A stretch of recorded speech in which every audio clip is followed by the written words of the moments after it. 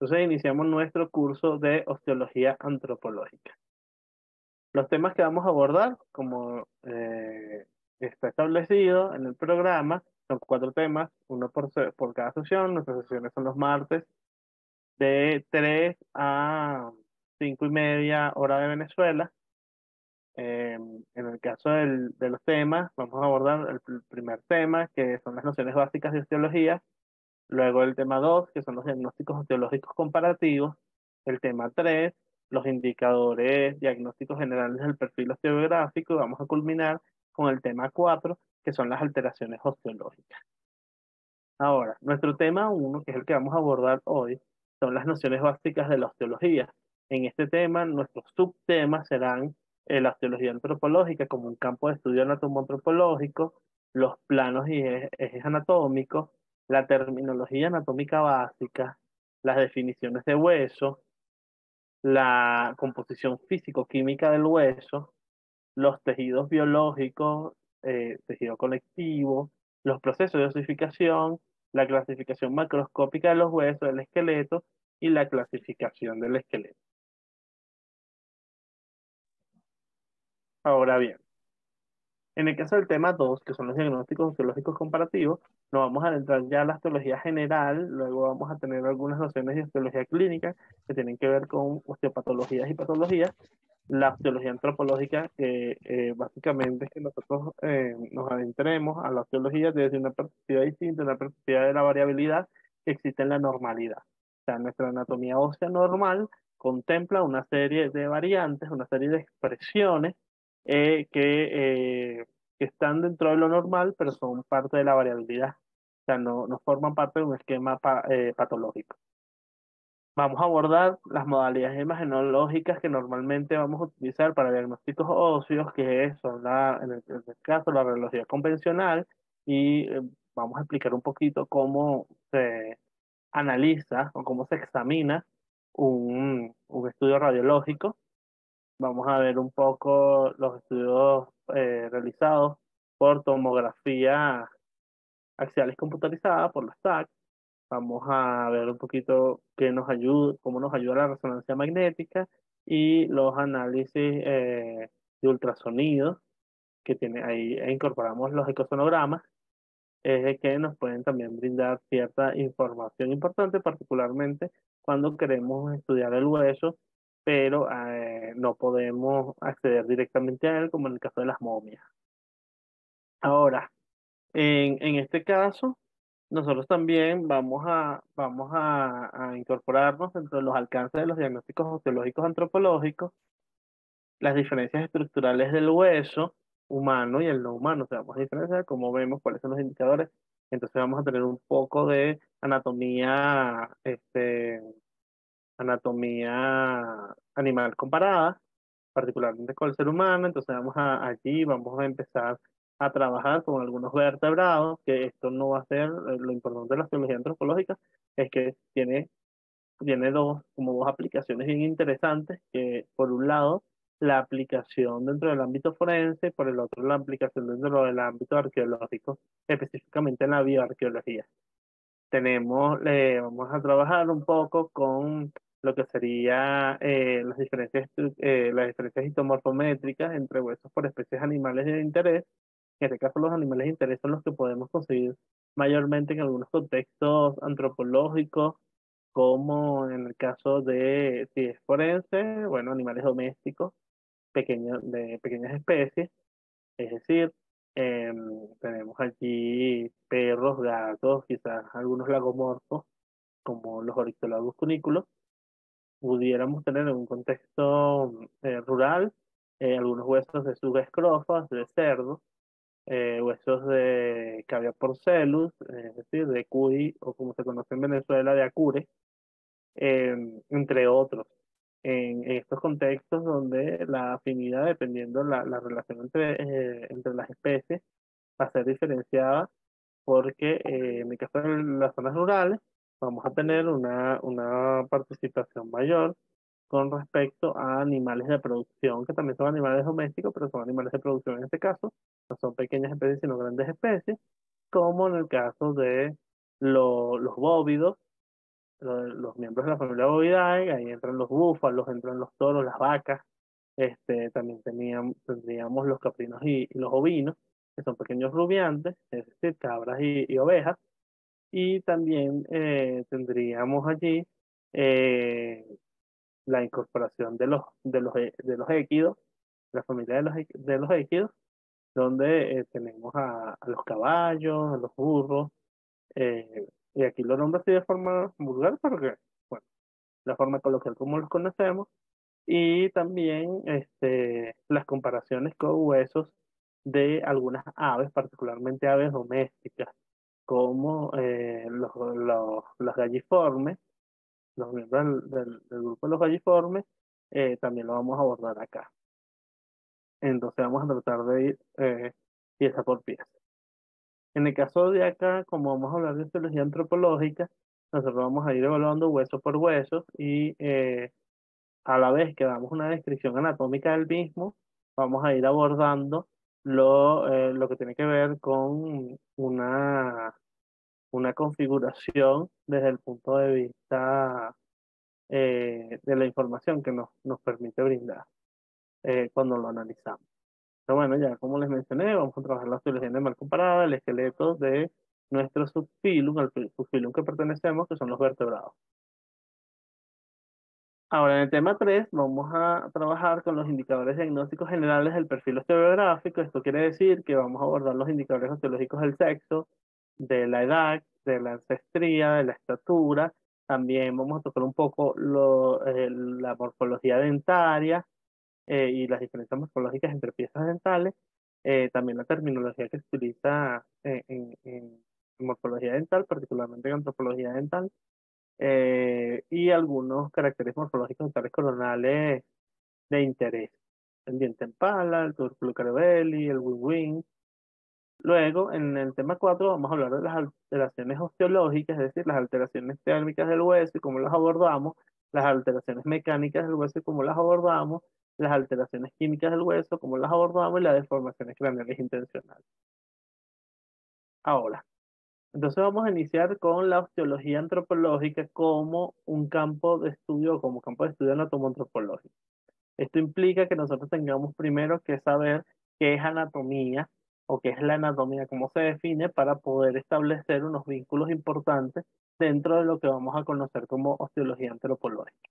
Lo primero es que la anatomía proviene del latín anatomía y del griego anatome o anatomein, que significa corte, disección o disecar.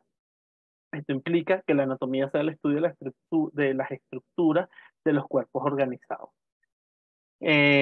Nosotros podemos abordar la anatomía desde el punto de vista superficial, la anatomía superficial, que es lo que básicamente lo que nosotros hacemos cuando estamos en presencia o cuando nos solicitan un estudio de caracteres físicos, morfológicos y antropométricos.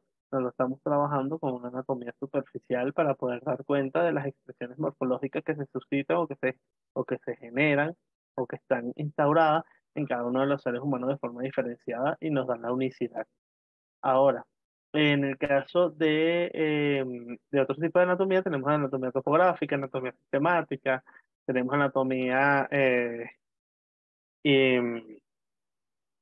anatomía radiológica, donde no requerimos, obviamente, hacer disecciones para poder observar algún tipo de estructura, en este caso las estructuras óseas. Ahora, que esto es sumamente importante, la terminología con la que vamos a trabajar.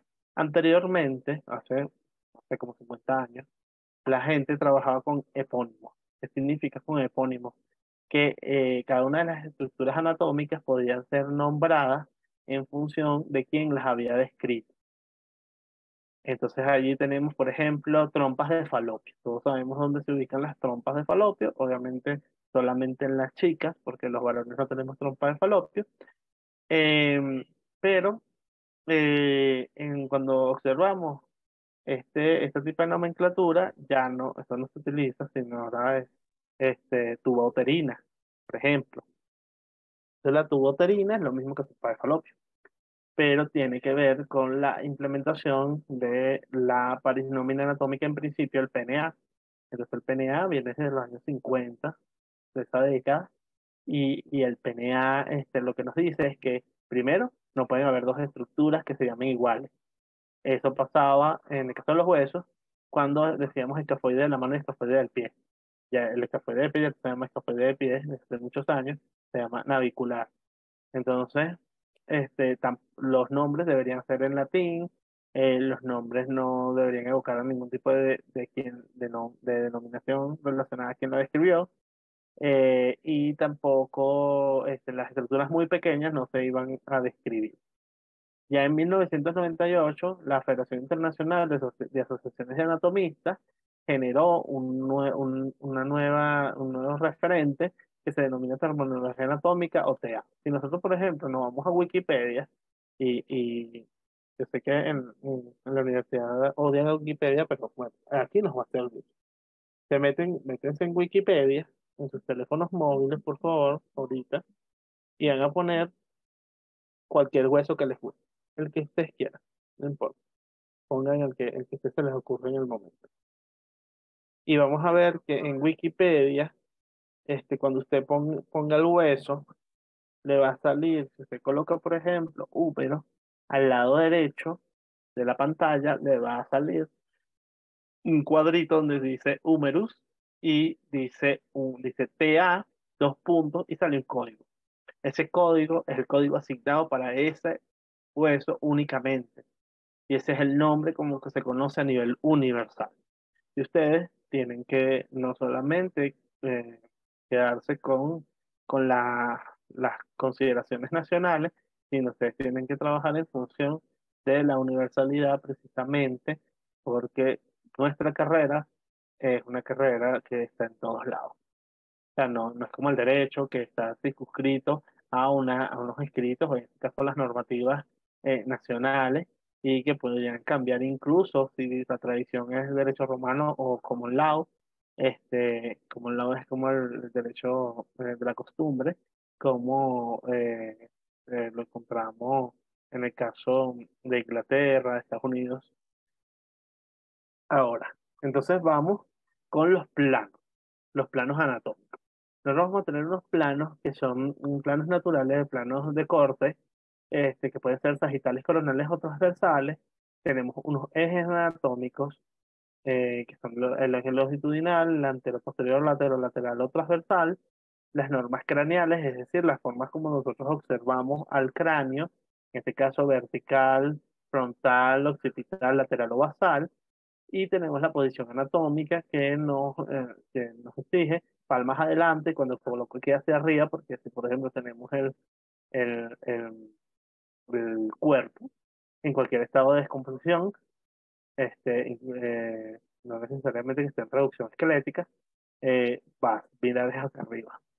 No lo vamos a poder poner con las palmas hacia adelante. El plano de Frankfurt, que es una línea imaginaria que pasamos desde el borde superior de lo que sería el meato auditivo externo o agujero auditivo externo, el meato acústico. Luego vamos a llegar acá hacia lo que es el ectocóncleo, exactamente en el exocantium, que es el rabito del ojo, y vamos así como cuando no lo hacen las enfermeras y le colocan la cabeza para que vire al frente. Esto es parte de la posición anatómica. Los pies paralelos, pero eh, señalados en el mismo punto, o sea, paralelos, pero como una distancia prudencial, y corresponde precisamente a los hombros, y el polis hacia afuera. El polis es el dedo gordo de la mano.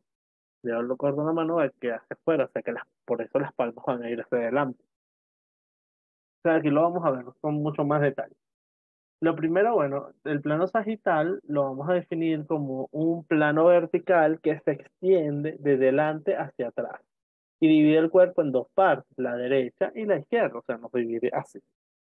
Tenemos el plano coronal, que es un plano vertical también, pero es perpendicular al plano sagital, es decir, nos va a dividir aquí así, como si tuviéramos una guillotina, divide el cuerpo en una porción que es ventral, que es la parte anterior del cuerpo, y otra que es dorsal, que es la parte posterior.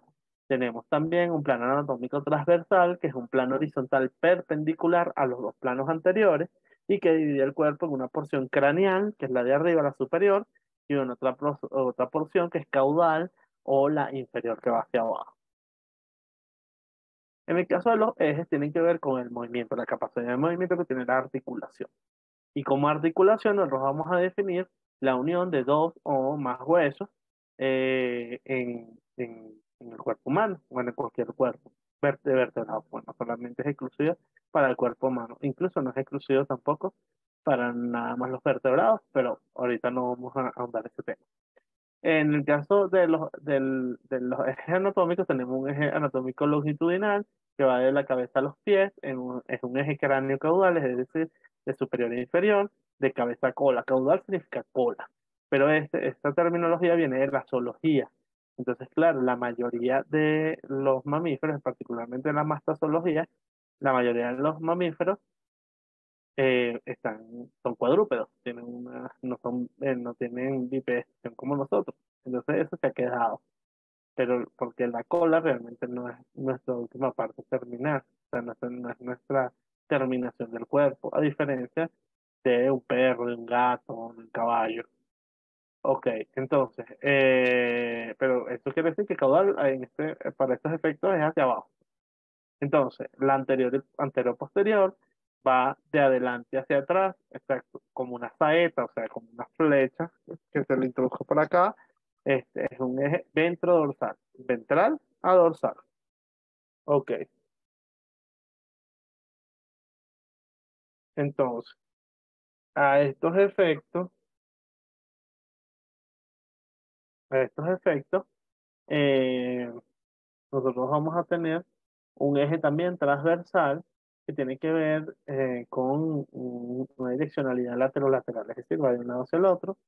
En este caso, es un eje lateral, como ya mencioné, eh, y va de aquí hacia allá. Entonces, ¿cuál es la funcionalidad de este? Esto lo vamos a ver aquí, no está incorporado, no, en el programa no coloqué explícitamente lo de las articulaciones, pero sí la vamos a ver.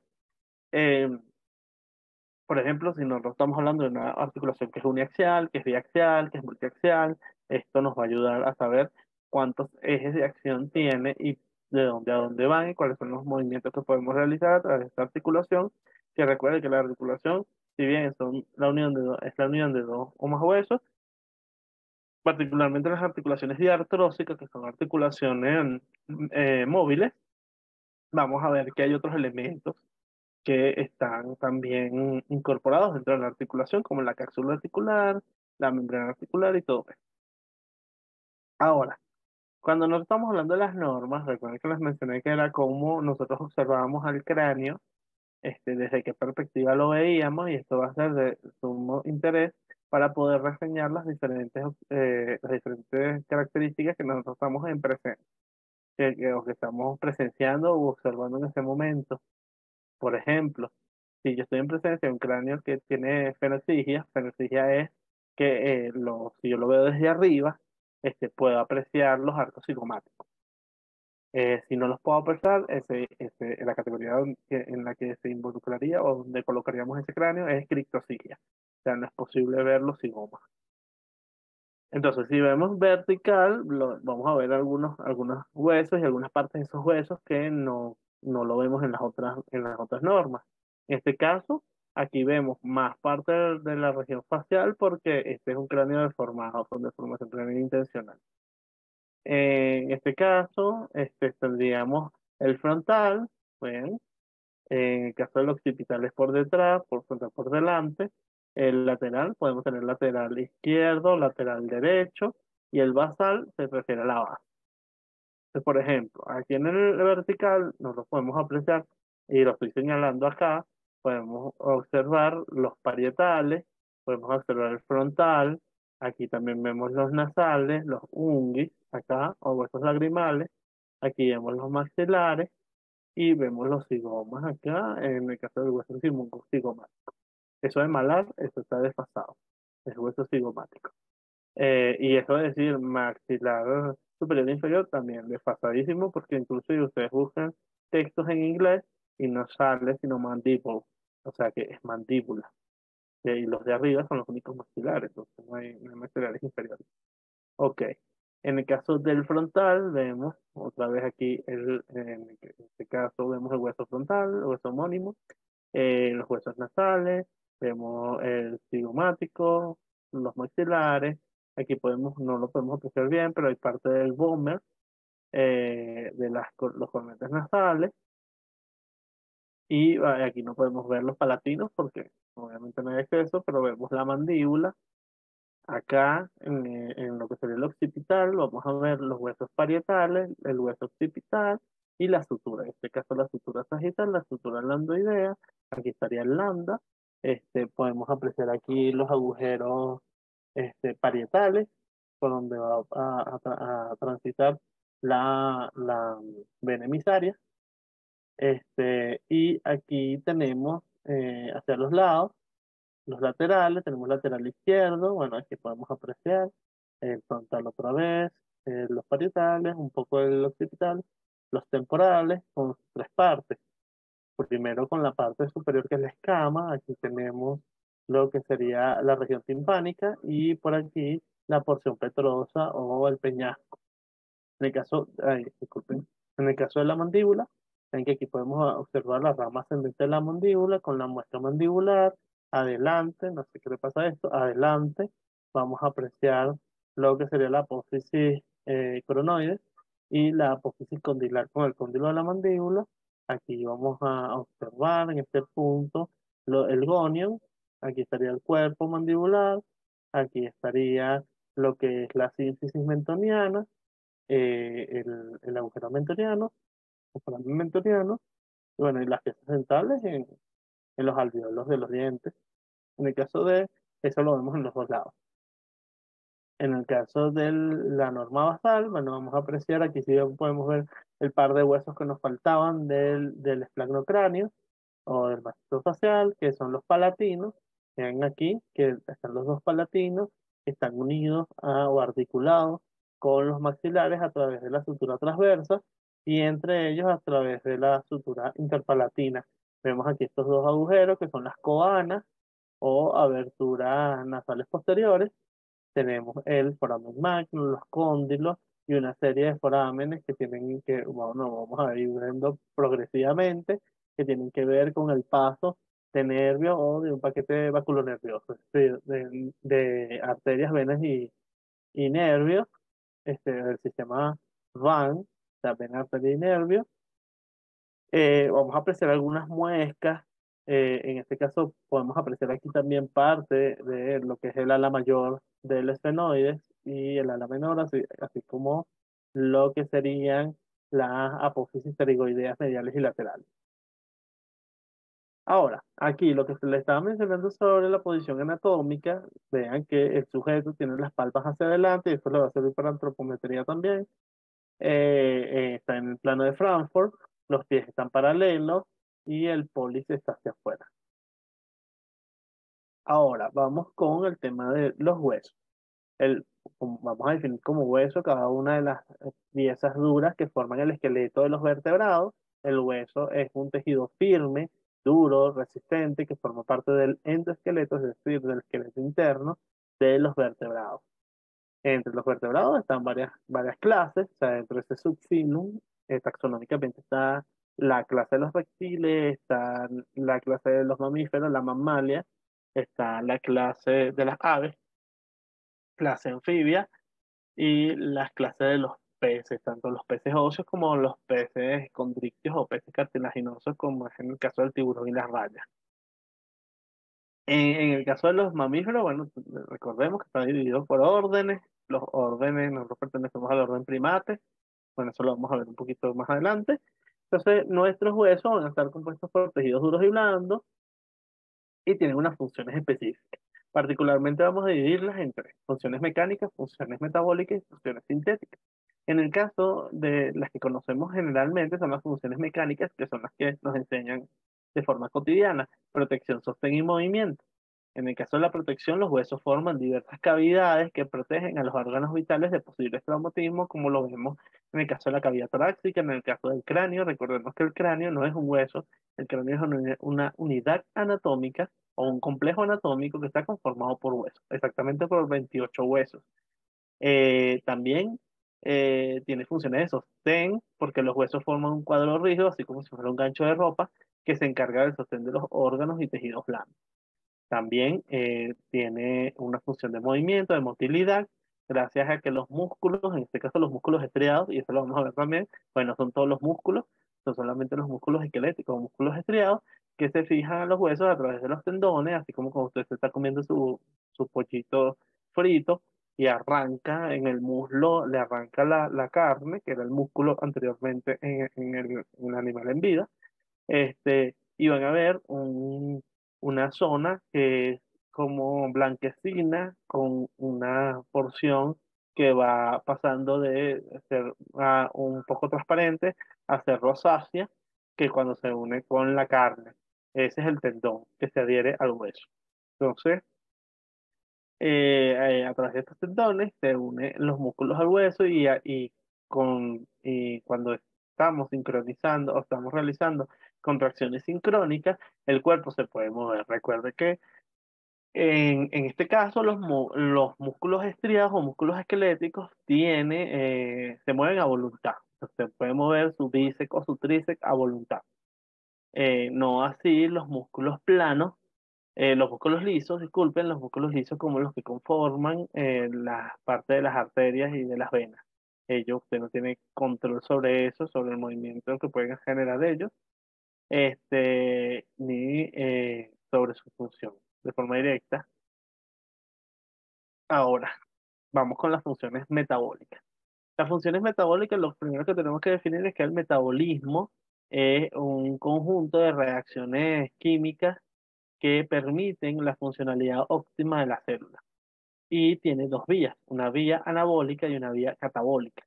La vía anabólica tiene que ver con la producción o con la síntesis de materiales, desde lo más simple hasta lo más complejo, como cuando se da la síntesis de aminoácidos por efecto de el paso del ADN mensajero que trae el mensaje desde el núcleo de la célula eucariótica y llega a lo que sería el retículo endoplasmático rugoso, pasa por los ribosomas, hay una relación de codones y anticodones para poder entender, en principio, hay un proceso de tránsito de este mensaje y luego pasa por esos ribosomas y se da una traducción a través de tripletes. Es decir, vamos a observar que estos nucleótidos van a ser leídos, esas bases nitrogenadas, la adenina, guanina, citosina eh, y timina van a ser leídas por esa estructura y luego nos va a codificar en algunos aminoácidos, valina, alanina, lisina, o sea, cualquiera de ellos, y la secuencia que generan ellos, entre ellos, nos va a brindar una síntesis de proteínas. Entonces vean que ese es un proceso anabólico, pero también hay procesos catabólicos que son de destrucción, operaciones de destrucción, desde lo más complejo hasta lo más simple, como cuando comemos o cuando se da el ciclo de Krebs para obtener la energía en forma de ADP, de adenosín difosfato, que pasa a adenosín trifosfato a nivel de lo que serían las membranas de la mitocondria. Recuerden que la mitocondria como organela lo que permite es la respiración celular. Entonces, ya dicho esto, ¿cuáles son las funciones metabólicas del hueso? Bueno, las funciones metabólicas del hueso tienen que ver primero con el almacenamiento de minerales. Es decir, los huesos actúan como una suerte de reservas minerales de gran relevancia en nuestro organismo, sobre todo a nivel de elementos como el calcio y el fósforo. También participan en el almacenamiento de factores de crecimiento debido a que la matriz ósea mineralizada contiene importantes factores de crecimiento, como en este caso el factor de crecimiento insulínico. Otra de las funciones metabólicas es el almacenamiento de energía, debido a que la médula ósea amarilla, nosotros comemos, por ejemplo, partimos un hueso de pollo y adentro hay una línea rojita y una línea más atrás amarillita. Esta línea amarilla es la médula ósea amarilla, que está cerca del tuétano, y actúa como un reservorio de ácidos grasos, importante precisamente para la homeostasis energética. También participa en el equilibrio ácido-base. ¿Por qué? Porque ya cuando hay muchas sales alcalinas o el pH cambia, el pH sanguíneo, si recuerden, si el pH sanguíneo aumenta, estamos en presencia de un pH mucho más alcalino. Por el contrario, si vemos que el pH tiene un nivel muy bajo, es que es un pH ácido. En este caso, cuando estamos en presencia de cualquiera de los dos, lo que va a hacer el hueso es que por ese cambio absorbe o libera las sales alcalinas desde el hueso hacia la circulación. Por tanto, permite la amortiguación de estos cambios excesivos en el pH sanguíneo. Es decir, si está muy ácido, obviamente, o muy alcalino, digamos, vamos a poner el ejemplo del muy alcalino, entonces ella lo que va a hacer es absorber las sales alcalinas. Ahora, otro punto es la desintoxicación.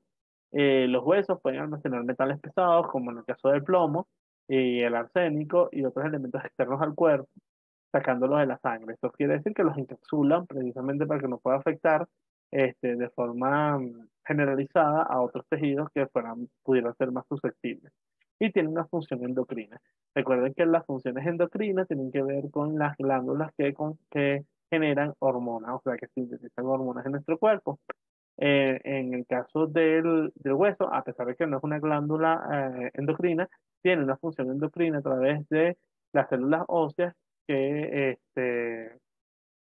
van a liberar una hormona que se llama osteocalcina, y esta permite la regulación de glucosa en sangre y también obviamente la deposición de grasa.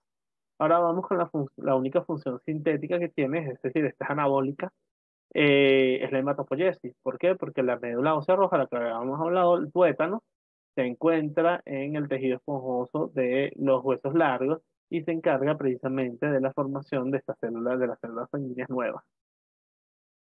Ahora, para poder entender lo que prosigue, este, tenemos que comprender que estamos en un sistema de organización de la vida, es decir, niveles jerárquicos en cuanto a la simplicidad o complejidad de algunos materiales que son presentes en nuestro cuerpo. En este caso, vamos a comenzar con las partículas subatómicas. Entonces aquí tendríamos a los electrones, a los protones, a los neutrones y partículas menores a ellas. Luego estas partículas subatómicas van a conformar átomos, los átomos van a conformar moléculas de diferentes tipos, las moléculas conformarán células y las células conformarán tejidos. Los tejidos van a conformar órganos de varios tejidos de distintos, tejidos biológicos de distinta naturaleza, pueden conformar un órgano específico.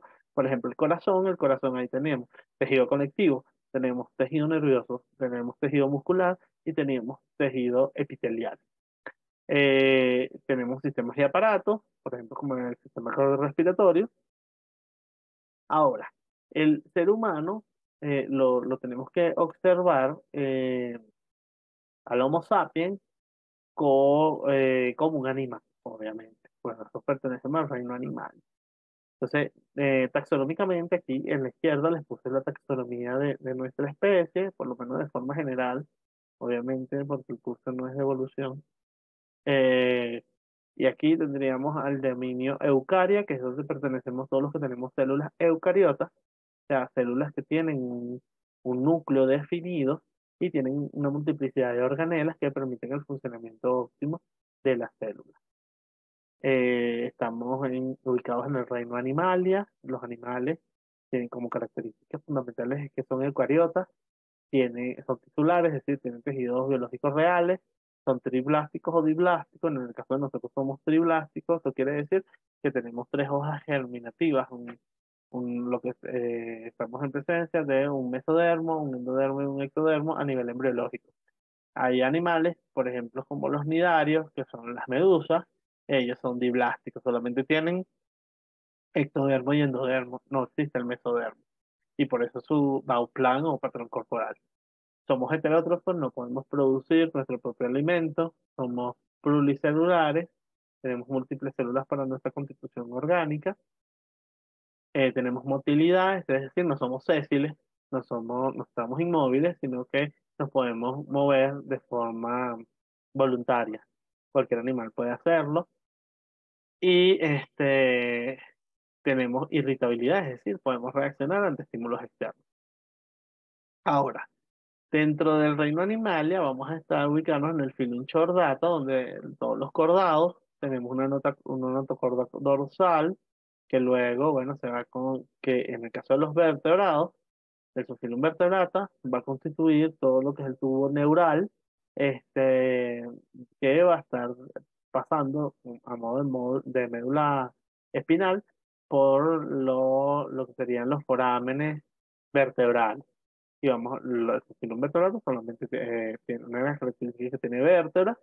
Dentro de esta subfilum tenemos a la clase de Magmalia, que es la que pertenecemos nosotros, donde nosotros tenemos glándulas mamarias, particularmente en el caso totalmente funcional, en el caso del sexo femenino o las hembras de nuestra especie, o de todas las especies mamarias, este, porque incluso cuando estamos en presencia de algunos animales que no son placentarios como nosotros, como en el caso de los equidnas, o los ornitorrincos, ellos también presentan glándulas mamarias.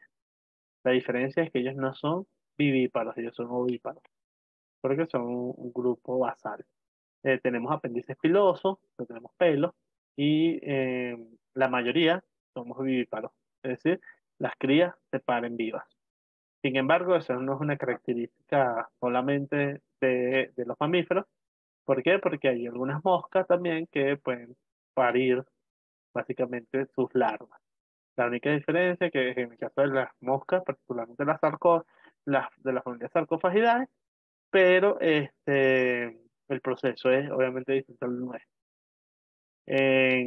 Nosotros nos ubicamos en el orden primate, tenemos un hallux oponible, es decir, el dedo del pie se opone, exceptuando en el caso de nosotros, en el caso de nuestra especie, porque por todo el proceso de hominización ligado a la bipedestación. Somos pentadáctilos, es decir, tenemos 5 dedos en las manos, tenemos uñas planas, una vista estereoscópica que nos permite precisamente establecer un campo de acción mucho mayor solamente con mirar a través de los dos ojos, y tenemos una vista binocular y una vista cromática porque podemos diferenciar colores. Ahora bien, también hay un proceso de neotenia, que eso quiere decir que mantenemos algunas características infantiles o juveniles, más que infantiles, juveniles, aún en la adultez. O sea, por ejemplo, nuestro rostro, tenemos un rostro juvenil a pesar de la edad. Es una parte de nuestros rasgos neoténicos. Y dentro de la familia Minidae, la posición bípeda es una posición privilegiada, que lo vamos a ver, o semibípeda muchas veces. Por ejemplo, tenemos con los Pantroglodic, que ellos también presentan una posición semibípeda. O sea, una bipedestación que no es obligada. Ok, ahora, como estamos hablando anteriormente de las hojas germinativas, del endodermo, del ectodermo y del mesodermo, esto lo vamos a necesitar para los efectos de poder entender el proceso de osificación. Ahora, lo primero es que aquí es un poquito de embriología básica, eh, nosotros tenemos células germinativas o células sexuales, los gametos, que son los óvulos o los espermatozoides, que son haploides, es decir, tienen la mitad de la carga genética, la carga cromosómica. Aquí, bueno, cuando se unen estas células, en el proceso de la fecundación, el producto es el cigoto. Entonces, aquí, si bien la unión del óvulo y el espermatozoide, al ser células de carga haploide, se van a unir y van a conformar un cigoto con carga diploide, el material genético va a ser mitad y mitad, pero el material celular no. ¿Por qué? Porque del espermatozoide solamente va a estar incorporado en este cigoto la cabeza, y es donde tenemos la información genética, pero las mitocondrias se van a perder, o sea que todos tenemos más material celular de la línea materna que de la paterna. Ahora, luego después de la fecundación, empieza un proceso de mitosis consecutiva, y entramos en otra etapa, que es la etapa de la segmentación o clivaje, que va a tener como producto final la mórula. La mórula es una estructura que está configurada de 32 a 64 células. Luego se sigue eh, dividiendo y entramos a la etapa de blastulación, que vamos a tener como productos el blastocelo y los blastocistos. Entonces aquí, en este caso, vamos a tener unos primordios o unas bases, unos esquemas, unos borradores de lo que va a ser la configuración de la bolsa en este caso, del feto, que va a pasar de embrión a feto. Em, Aquí, precisamente en la blastulación, es que se va a dar la primera hoja germinativa, la primera hoja embrionaria, se va a configurar que es el ectodermo. Y el ectodermo va a tener como productos finales el tejido nervioso, el tejido conectivo de forma parcial, solamente él va a estar relacionado con el esmalte dental, y en el caso del tejido epitelial, solamente relacionado con la epidermis. De el ectodermo se van a originar el endodermo y el mesodermo. En el caso vamos a comenzar por el endodermo tiene que ver con el aparato digestivo, con la configuración del aparato digestivo, a excepción de la boca, la faringe y la porción terminal del recto, pero también tiene que ver con toda la configuración del aparato respiratorio. También se configuran de aquí los epitelios, particularmente o exclusivamente las glándulas que drenan el tubo digestivo, el conducto auditivo y la actividad y la cavidad timpánica. Aquí también esta hoja embrionaria tiene que ver con la vejiga urinaria, con parte de la uretra y a nivel epitelial con la glándula esteroides y el timo. En este caso, todo esto está pasando en la etapa de gastrulación. En el caso del mesodermo, vamos a tener varias direcciones. Y todos tienen que ver con el mesenquima, como matriz tisular básica. Podemos tener un mesodermo cordado, un mesodermo dorsal somítico, un mesodermo intermedio, un mesodermo lateral ventral y un mesodermo precordal. Y aquí vamos a verlos todos.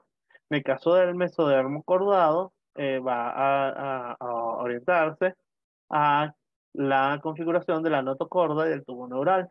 En el caso del mesodermo dorsal somítico, va a dar cuenta de las somitas, que son las células mesodérmicas aledañas al tubo neural, que están alrededor, y esto va a originar el cartílago, el músculo, el esqueleto y la dermis, es el que más nos va a interesar, obviamente porque está el hueso. En el caso del intermedio, va a dar como origen al aparato excretor, el lateroventral, da como origen al aparato circulatorio, o sea, a todo el aparato relacionado con el tejido hematopoyético, y tapiza todas las cavidades orgánicas y las membranas extraembrionarias a través de tejidos epiteliales. En el caso del precordal, está relacionado con el tejido mesenquimal de la cabeza, eso nos va a interesar también, y esto va a derivar en los tejidos conectivos y la musculatura de la cara. Ahora, vamos con los tejidos biológicos. Dentro de los tejidos biológicos vamos a tener cuatro tejidos biológicos básicos, que son los tejidos muscular, nervioso, conectivo y epitelial. Vamos con los tejidos musculares. Los tejidos musculares los podemos encontrar como músculo estriado, músculo liso o músculo cardíaco o miocardio. En el caso del músculo estriado, tiene una configuración relacionada a el movimiento voluntario, y vamos a observarlo particularmente en la musculatura de superficie y en algunas musculaturas profundas relacionadas o asociados con lo que serían las extremidades o miembros superiores e inferiores y las cinturas tanto escapular como pélvica. En el caso del músculo liso, lo vamos a encontrar dentro de los órganos en algunos casos, y vamos a encontrarlo dentro de lo que sería los vasos sanguíneos como parte de la configuración estructural del vaso sanguíneo. En el caso del miocardio músculo cardíaco, obviamente en el corazón, el origen del tejido muscular es mesodérmico. En el caso del tejido nervioso, nosotros vamos a tener tejido nervioso configurado por dos tipos de células, uno por las neuronas, que es el que conocemos comúnmente, que se participa directamente en la sinapsis, y otro a través de las neuróglias o las glías, actúan como células de soporte, particularmente en el caso del axón, a través de la vaina de mielina. Allí van a participar, aquí tenemos a los astrocitos y otro tipo de células. El origen acá es ectodérmico. Tenemos, en el caso de los conectivos, vamos a tener tejidos conectivos que son no especializados y otros que son especializados. Dentro de los tejidos no especializados, vamos a tener los tejidos laxos, los tejidos densos regulares y los tejidos densos irregulares. En el caso de los tejidos laxos, lo vamos a dividir en tejidos mucosos, que tiene que ver con la mucosa. Uno de los ejemplos es la mucosa gástrica, los tejidos reticulares y los tejidos mesenquimales. En el caso de los tejidos especializados, nosotros vamos a tener el tejido adiposo, que es la grasa, y que lo podemos ver por lo menos en la hipodermis. Tenemos el tejido cartilaginoso, lo podemos observar en el cartílago que conforma nuestra oreja, nuestro fallo auricular, pero también lo podemos encontrar dependiendo del tipo de tejido, del tipo de cartílago, también lo vamos a ver si se trata de un tejido hialino o no. Eh, un te- eh, y tenemos el tejido óseo, que tenemos allí los huesos y los dientes. Entonces, el tejido óseo está configurado en hueso, pero también está configurado en un tejido óseo especializado, que es el diente. Después, cuando veamos los dientes, vamos a ver por qué el diente no es hueso. Podemos tener tejido sanguíneo, que es el tejido hematopoyético, que es la sangre, y el tejido linfático, que tiene que ver con la linfa. El origen es mesodérmico también. Ahora, tenemos los tejidos epiteliales, que los podemos dividir dependiendo de la ubicación topográfica, la relación funcional, la forma. Entonces, esto tiene múltiples orígenes.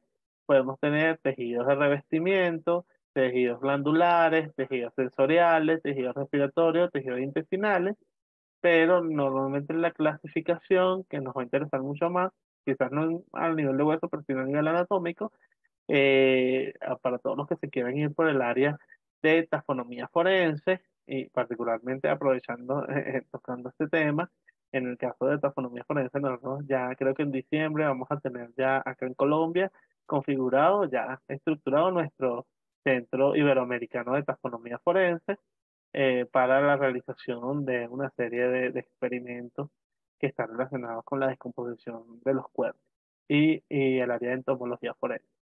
O sea, ahí van a estar invitados también.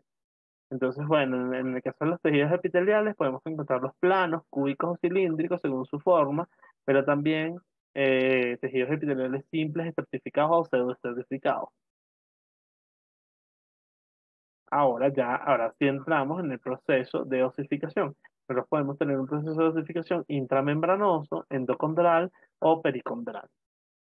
En el caso de la osificación intramembranosa, podemos definirla como el proceso mediante el cual se forman los huesos de membrana, como en el caso, como vamos a ver, como tenemos como ejemplo, los parietales, los frontales. En el caso, cuando dice frontales, se refiere a que cuando nosotros nacemos, el frontal no es un único hueso, sino está separado, igual que cuando estamos en estado fetal.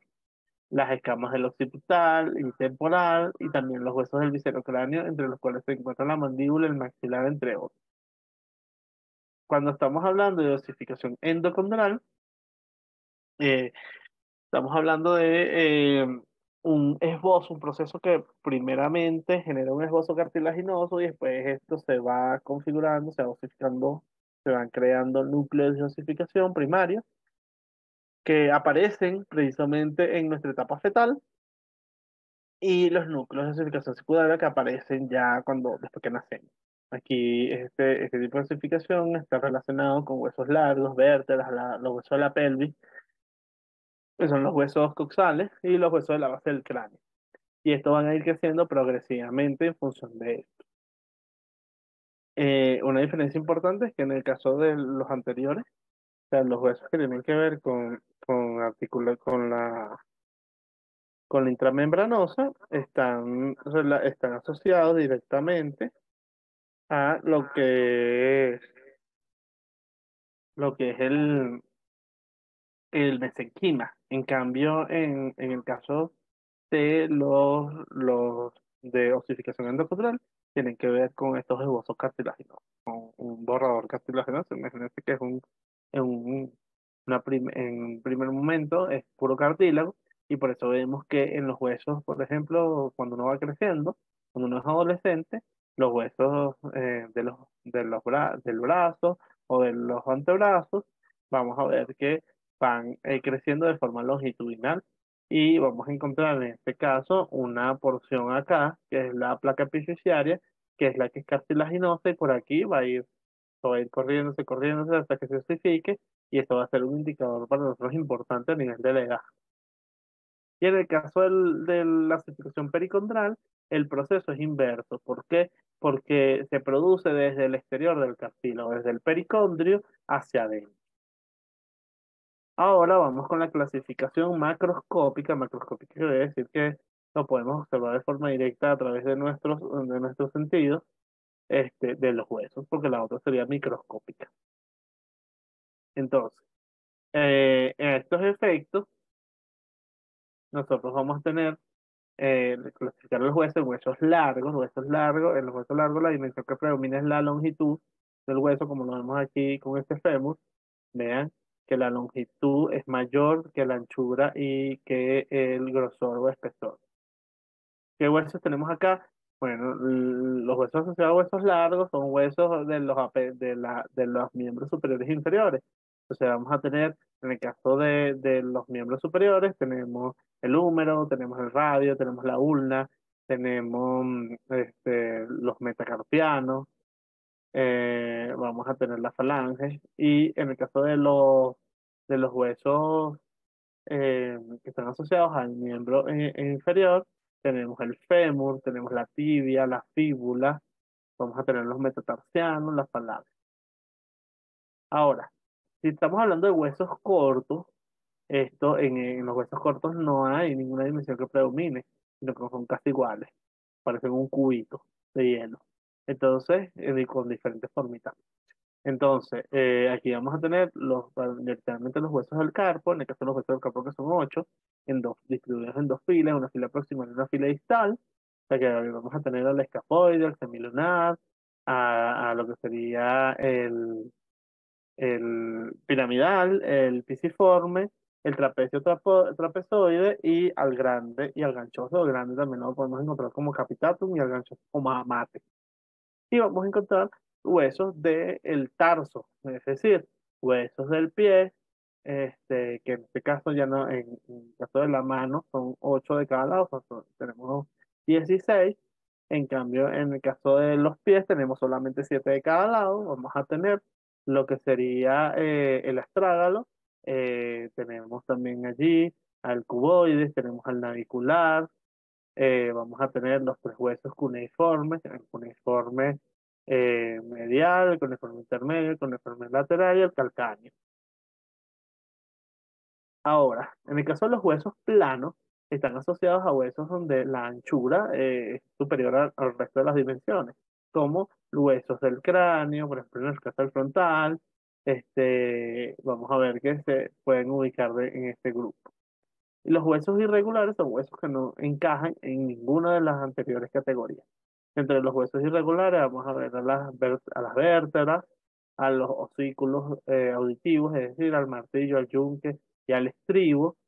Pero dentro de los huesos irregulares se pueden encontrar los huesos neumáticos, que son huesos que tienen cavidades llenas de aire, que son los senos. O sea, son los huesos que tienen senos, como los senos paranasales, los senos maxilares. Dentro de los senos paranasales están los huesos maxilares también. Vamos a encontrar huesos sesamoideos, como en el caso de la patela. Es un hueso, se llama sesamoideo precisamente porque parecen una semilla muy pequeña de mostaza, el sésamo. Entonces aquí nosotros vamos a encontrar que el más grande que tenemos es la patela. Todos los huesos sesamoideos están incrustados en tendón. Aquí en este caso va a estar inserto incrustado en el tendón rotuliano. Y los huesos hormeanos, que son huesos suturales, también llamados, que aparecen en las suturas del cráneo. Uno de ellos es el hueso apical, el hueso pactal, denominado de forma general el hueso inca. pero que desde el punto de vista arqueológico obviamente no tiene una relación directa, debido a que los incas no es que eran todo, eran solamente una parte de esta cultura, no correspondían a todos. Ok, entonces ahora nos vamos con el esqueleto. El esqueleto en este caso es un endoesqueleto, es decir, un esqueleto interno que nosotros lo podemos dividir de dos formas. El primero es que tenemos un esqueleto axial y un esqueleto apendicular, y el segundo un esqueleto craneal y un esqueleto postcraneal. Vamos con la primera clasificación. El esqueleto axial estaría constituido por el cráneo con todos sus huesos, con sus 28 huesos, la columna vertebral con sus 26 huesos y el ioides, que lo tenemos aquí debajo de la lengua y es el único hueso que no tiene articulación efectiva real con ningún otro hueso. Y tenemos el esqueleto pendicular, que son los que faltan, los miembros superiores, los miembros inferiores y las cinturas, tanto escapular como pélvica.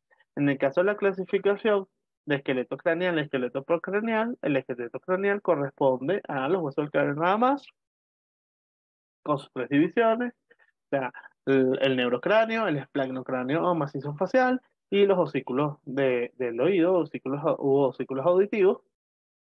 Este, tenemos adicional a esto el hueso los huesos del esqueleto postcraneal, que es el resto.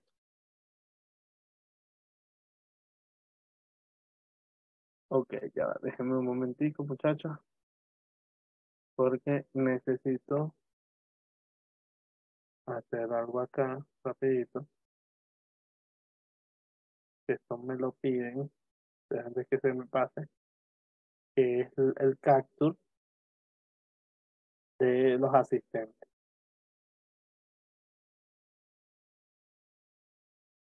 para efectos del trámite del certificado.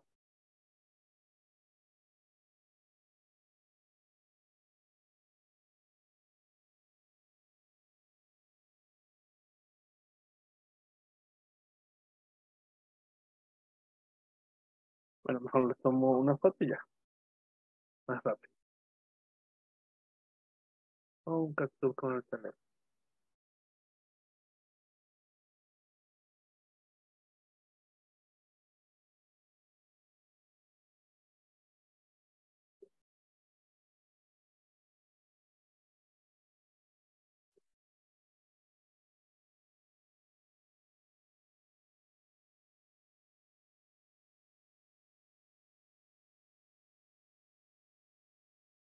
Ok, entonces ya podemos seguir. Entonces,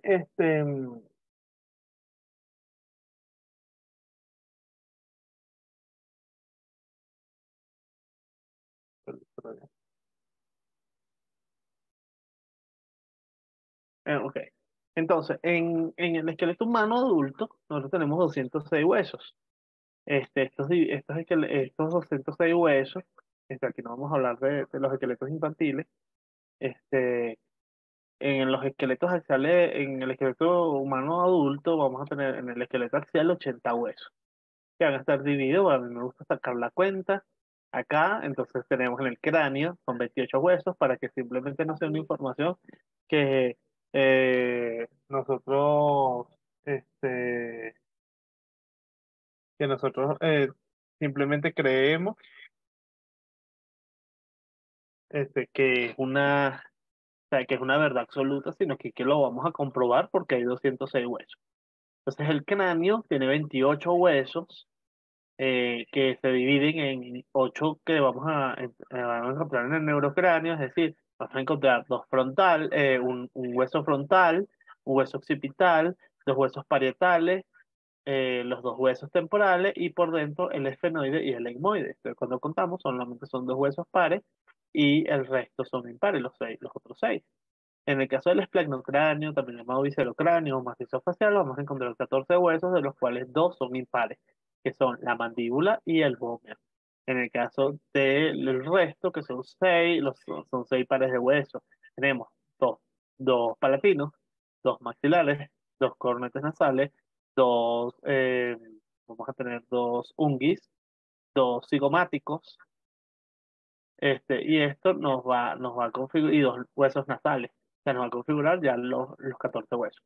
Y adicionalmente vamos a tener 6 huesos distribuidos por pares, que son los círculos auditivos, donde vamos a encontrar el martillo, el estribo y el yunque.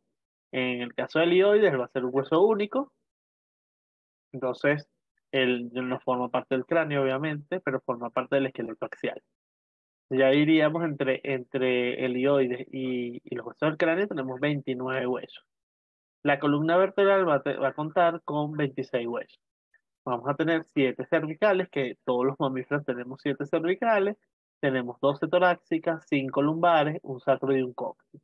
Entonces, si contabilizamos aquí, ya llevaríamos 65, 55 huesos. Esto nos va a ayudar a que nosotros podamos entender cómo se va distribuyendo todo esto.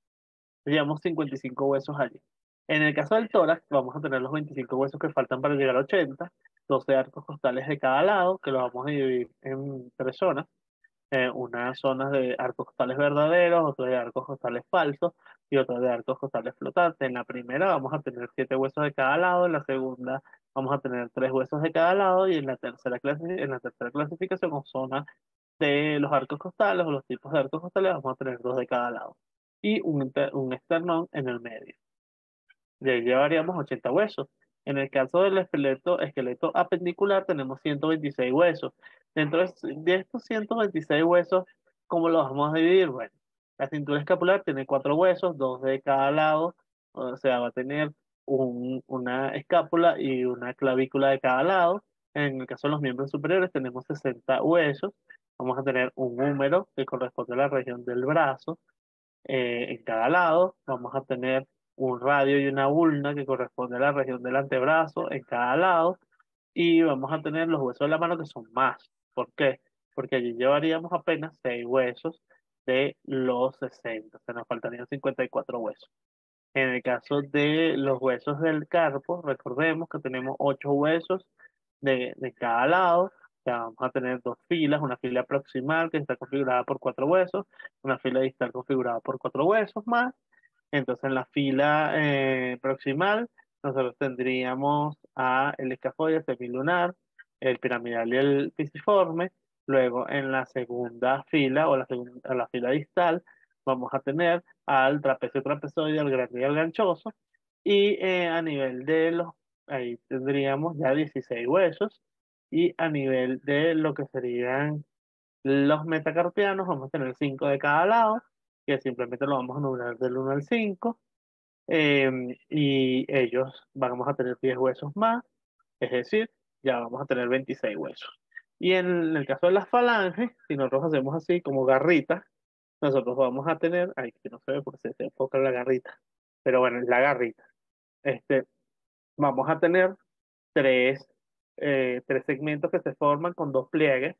Entonces esto nos indica que en cada dedo van a haber 3 huesos, exceptuando en este que cuando tratamos de hacer garritas solamente se forman 2 segmentos. O sea que vamos a tener en cada mano 14 huesos adicionales. O sea, eso nos quiere decir que hay 28 huesos más, lo que nos lleva a poder alcanzar nuestra totalidad de los huesos. O sea, es decir, vamos a tener 64 huesos en total allí.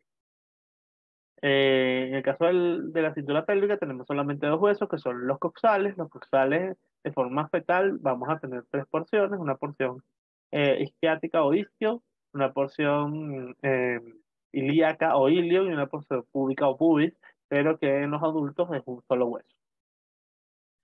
Después vamos a ver mejores. En el caso de los miembros inferiores también contamos con 60 huesos. Vamos a tener un fémur de cada lado en la región del muslo, una tibia y una fíbula en cada lado en la región de la pierna y entre ellas las patelas en cada lado, una patela en cada lado. Luego tendríamos el tarso. En el tarso, como ya mencioné, hay 7 huesos en cada pie. Tenemos un astrágalo, un calcáneo, un navicular, un cuboides y tenemos 3 huesos cuneiformes llamadas también cuñas.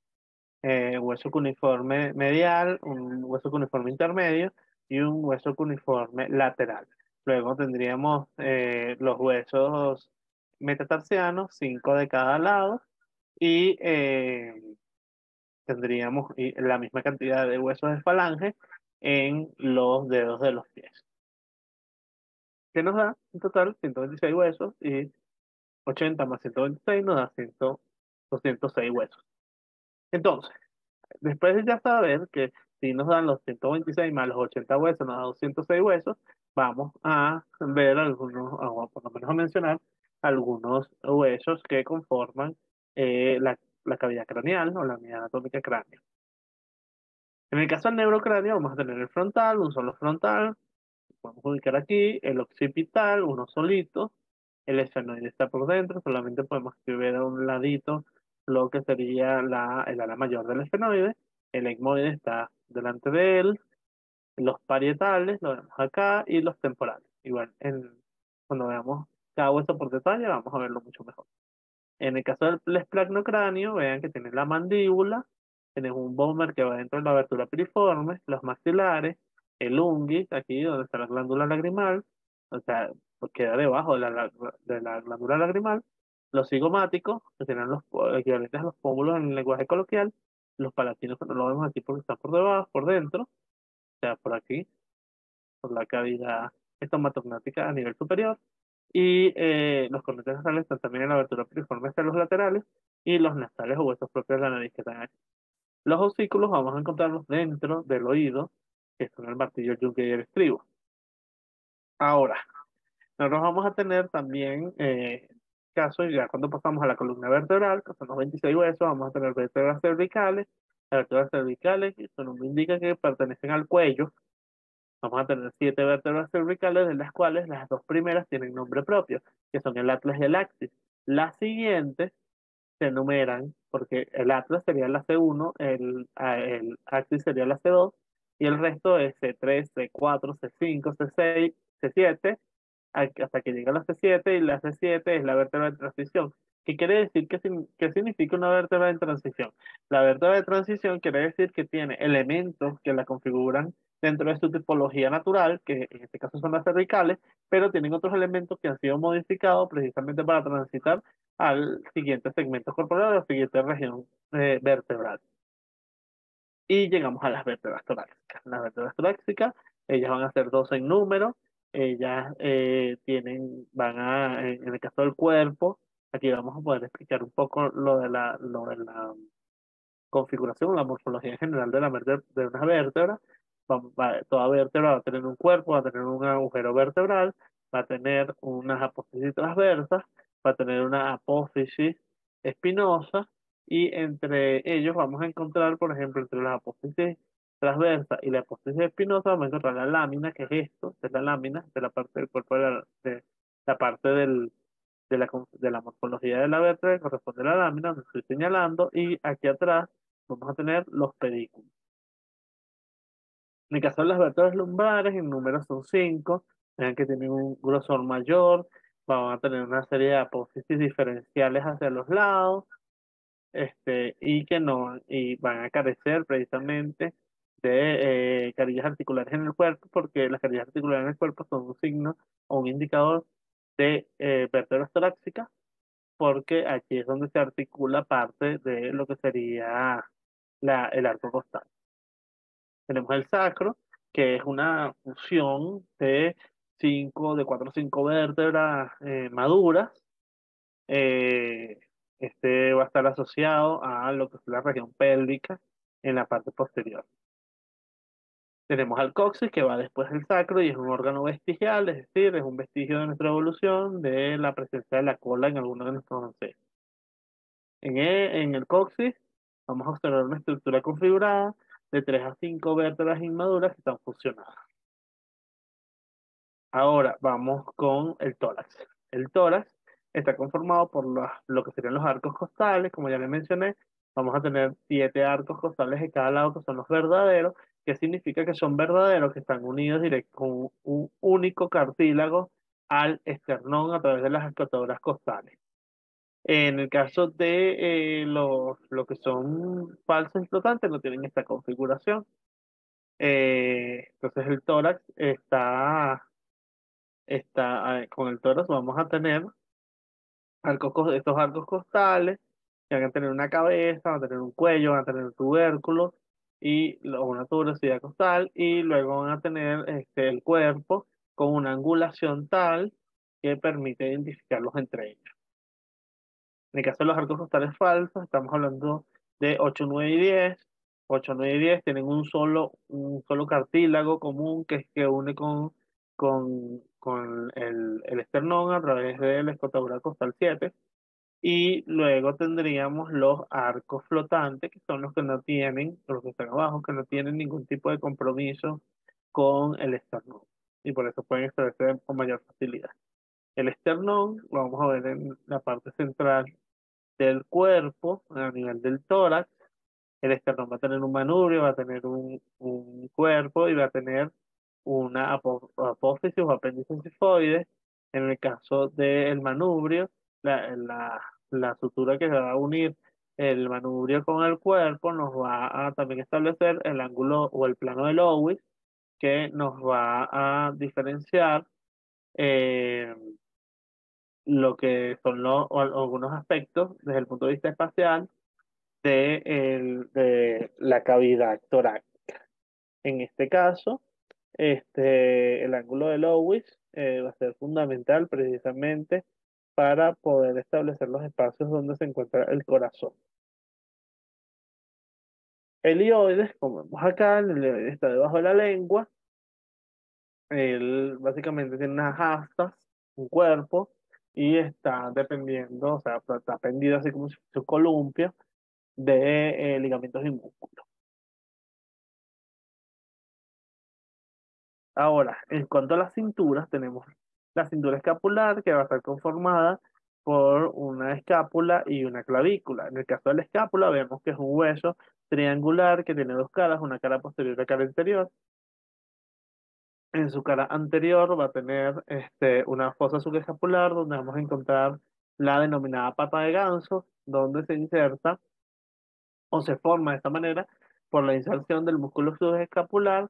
Vamos a tener una apófisis coracoides, y vamos a tener en la parte posterior lo que sería el acromio. Si volteamos el hueso, vamos a observar la cara posterior, donde tenemos la espina de la escápula que va a dividir el hueso en dos espacios. Un espacio superior, que es la fosa supraespinosa, donde se va a insertar el músculo homónimo, es decir, el músculo con el mismo nombre, el músculo supraespinoso. Y en el caso de la parte inferior, que sería la fosa infraespinosa, va a conducir a la inserción de el músculo infraespinoso. En los bordes tenemos dos bordes, un primer borde externo, que es el borde axilar, y este es el borde paravertebral, o también lo podemos denominar borde lateral y borde medial. Aquí vamos a tener la cavidad glenoidea. En la cavidad glenoidea es la zona o la región del hueso donde se va a articular la cabeza del húmero para conformar la articulación glenohumeral. Tenemos arriba un ángulo superior y aquí un ángulo inferior. En el caso de la clavícula va a ser un hueso en forma de S itálica, que tiene disculpe, tiene con una convexidad hacia medial y una concavidad hacia lateral, si lo vemos desde una perspectiva anteroposterior. En caso del extremo medial, es un extremo que es cuadrilátero, y va a conformar precisamente el extremo external. Aquí es donde donde se va a articular con la escotadura external, la escotadura clavicular para la clavícula. En el caso de el extremo acromial, aquí se va a articular con el acromio de la escápula y va a tener una forma más plana. Va a tener bordes anteriores y posteriores, y también va a tener caras superiores e inferiores. Ahora, En el caso de los otros huesos, creo que vamos a poder mencionar en este momento una configuración distinta. Ya va, ya va, ya va. Está. Ok, entonces,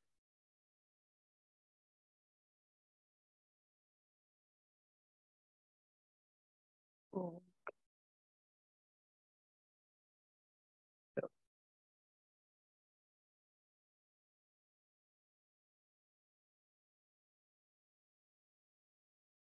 ok, en el caso de las extremidades superiores, nos lo vamos a ver que hay un brazo, o sea, el brazo es esta región donde está el húmero, el antebrazo, donde está el radio y la ulna, y la mano, donde están los otros huesos. En el caso del brazo, vamos a encontrar un húmero que es un hueso largo, tiene todos los huesos largos, tienen una diáfisis en la parte media, en la parte central del hueso, una epífisis proximal y una epífisis distal.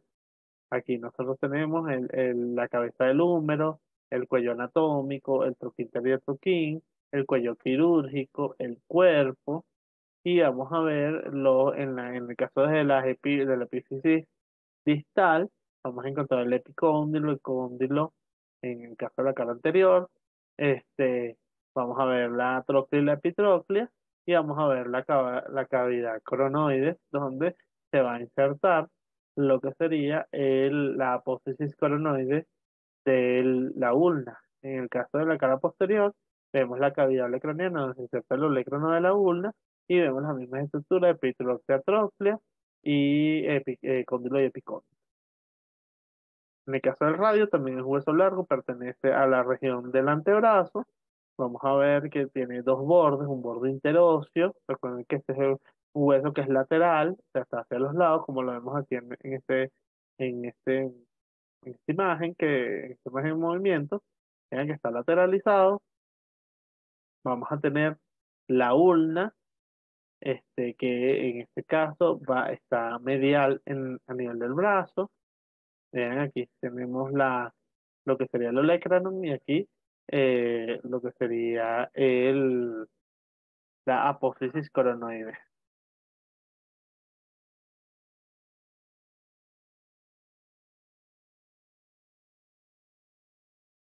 Ok, ahora, en el caso de los huesos del carpo, aquí lo podemos ver mucho mejor, escafoides, viene precisamente de la forma de barca que tiene el hueso, el semilunar, también tiene que ver con la morfología, el piramidal y el pisiforme viene de pisum, es como guisante en italiano. Trapecio, trapezoide, grande o capitado y ganchoso. A nivel de los huesos de los metacarpianos, vamos a tener aquí el hueso uno 2 metacarpiano uno 2 3 4 y 5. Y bueno, en la clase que viene vamos a ver progresivamente todas las comparaciones entre ellos para que podamos saber, vamos a aprender cómo nos los diferenciamos. Por ejemplo, un metacarpiano, un metatarsiano y todo esto, y las falanges, tanto a nivel de la misma región, interregión, como interregión.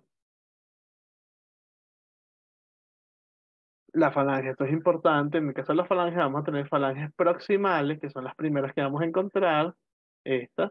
Luego falanges medias, no mediales, medias. Y luego falanges distales.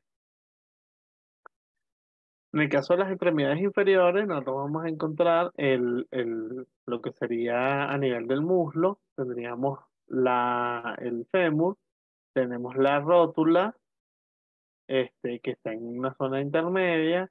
Luego en la pierna tenemos la tibia, acompañada con la fíbula. La tibia es medial, la fíbula es lateral, y luego encontraremos el pie. Y lo vemos mucho mejor en el caso del fémur, esto lo vamos a explicar con más detalle, en cuanto a las caras, en cuanto a lo que estamos observando, en cuanto a cómo lo lateralizamos en la clase que viene.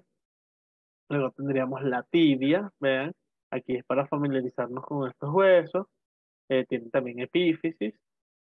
En este caso, la epífisis proximal es la epífisis de un cuerpo.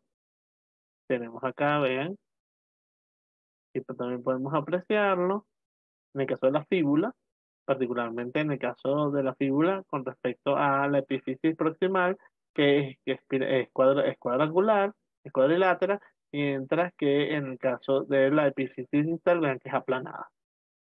Ahí tenemos a la patela, en su cara anterior y su cara posterior, o ventral y dorsal, y tenemos los huesos del pie, el calcáneo que es el hueso del talón, el astrágalo, el astrágalo va a estar eh, articulado con la fosa astragalina de la tibia.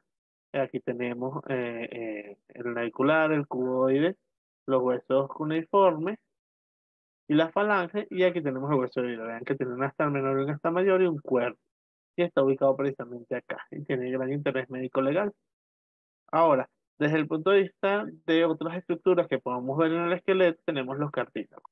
¿Cuáles son las características de los cartílagos? Primero, que son tejidos conectivos avasculares, es decir, no tienen ningún tipo de vascularización, no hay irrigación. Irrigación es lo que hacen las arterias en cualquier órgano del cuerpo, y drenaje es lo que hacen cualquier vena en cualquier órgano del cuerpo. Pero no tienen ni irrigación ni drenaje. Por eso esto lo hace más susceptible a infecciones. Ella se nutre por difusión, porque el resto de los huesos se nutre a través de la irrigación. Tampoco tiene nervios, o sea, no va a estar inervado tampoco, ni vasos linfáticos. ¿Cuál es la función? Bueno, el soporte de tejidos blandos, que brinda también superficie lisa en las superficies articulares y permite el desarrollo y el crecimiento de los huesos largos. ¿Cuáles son los tipos de cartílago que vamos a tener? Cartílago hialino, que una de las características principales es que es una matriz con cantidad moderada de fibras de colágeno, y ¿dónde la vamos a ubicar? En los extremos ventrales de las costillas, de los arcos costales, en la laringe, en la tráquea, en los bronquios y en la superficie articular de los huesos. Un segundo tipo de cartílago es el cartílago elástico, que tiene una matriz con menor cantidad de fibras de colágeno y una mayor de fibras elásticas. En este caso, esto lo vamos a encontrar presente en el oído externo, en la laringe, en las trompas de Eustaquio y en la epiglotis. En el caso del tercer tipo de cartílago es el fibroso o fibrocartílago, que tiene una matriz con una gran cantidad de fibras de colágeno, lo que le da una gran resistencia. ¿Dónde lo vamos a encontrar? En los discos intervertebrales y en los meniscos de las rodillas. Aquí vemos desde el punto de vista histológico cómo se ve, o sea, microscópicamente cómo se ve cada uno de los tejidos, cada uno de los tejidos cartilaginosos y dónde los encontramos. Ven que aquí observamos los arcos costales en su extremo anterior. Miren aquí, estos son cartílagos de este tipo, vean, y nos genera una articulación condroesternal y condrocostal. Ahora, además de esto, vean cómo el órgano, el cartílago, va a servir como un molde para el crecimiento de los huesos. Aquí estamos hablando de osificación endocondral, que el cartílago también genera una especie de superficie lisa entre las articulaciones, como ocurre en este punto.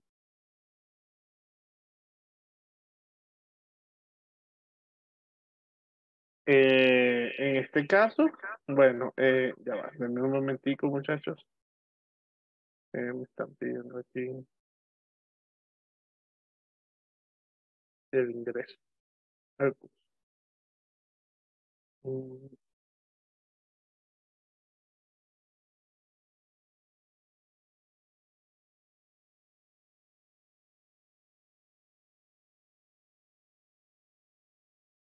ya, es un estudiante de la Universidad Magdalena, de acá de Colombia.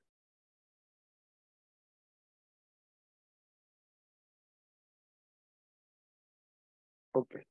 Entonces, en este sentido, bueno, nosotros vamos a observar que el cartílago va a actuar como una placa, va a actuar dentro de la placa de crecimiento a nivel de las epífisis, particularmente, particularmente configurada como una, un espacio o una placa metafisiaria. Entonces, una zona metafisiaria que va a permitir el elongamiento del hueso, eh, en tanto se va a, transitando ese individuo en su proceso ontogénico. Miren aquí en esta radiografía, vean que en el caso de los huesos del carpo, vean que vamos teniendo mayor aparición, mayor aparición de los diferentes huesos conforme vamos pasando en el tiempo y hay una osificación mayor del mismo. En el caso de los músculos, bueno, nosotros ya veremos, pero para recapitular, vean que habíamos dicho que hay músculos esqueléticos, hay músculos lisos y cardíacos, los esqueléticos los mismos que estriados. Las tres categorías van a desempeñar función de conductividad y contractibilidad, pero de forma distinta. En el caso del tejido muscular esquelético o estriado, él se va a especializar en la generación de fuerza para mantener la postura y producir movimientos en el cuerpo. En el caso del tejido muscular liso, es el movimiento involuntario y es inervado por nervios simpáticos y parasimpáticos. Y en el caso del miocardio o el tejido muscular cardíaco, es considerado básicamente una mezcla entre los dos. Y aquí vamos a ver la fibra estriada, miren la diferencia desde el punto de vista arquitectural. La fibra del tejido muscular de fibra estriada del corazón es diferente a la fibra estriada del músculo esquelético. Y aquí tenemos el músculo de fibra lisa.